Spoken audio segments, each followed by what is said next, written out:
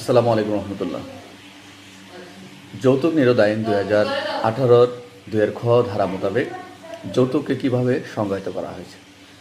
যৌতুক অর্থ হচ্ছে বিবাহের এক পক্ষ কর্তৃক অন্য পক্ষের নিকট বৈবাহিক সম্পর্ক স্থাপনের পূর্বশর্ত হিসেবে যে বিবাহের সময় বা তৎপূর্বে বা বৈবাহিক সম্পর্ক বিদ্যমান থাকাকালে বিবাহ অব্যাহত রাখার শর্তে বা বিবাহের পণ বাবদ প্রত্যক্ষভাবে বা পরোক্ষভাবে তাদের দাবিকৃত বিবাহের এক পক্ষ কর্তৃক অন্য পক্ষকে প্রদানের জন্য কোনো সম্মত হলে অর্থ বা সামগ্রীকেই যৌতুক হিসেবে গণ্য করা যাবে।